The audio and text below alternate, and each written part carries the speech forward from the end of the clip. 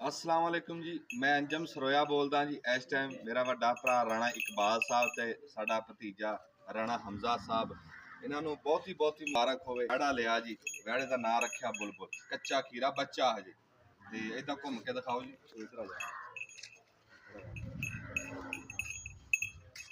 मेहंदी मुंदी लाई आ, पूरा शौक कीता जी ते दुआ करो कि रब दी जात कामयाब करे, इनू भाग लावे रब। गल तां भागां दी ओ यार, मट्ठा बोलदा एक मिनट। गल तो भागां दी है भी रब इनू भाग लावे, कामयाब करे। ते हमजा ने बड़े शौक नाल लिया, इहदा तौर के दिखाए।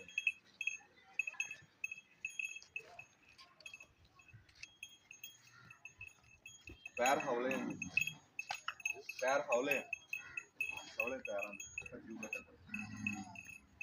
मोड़ ले।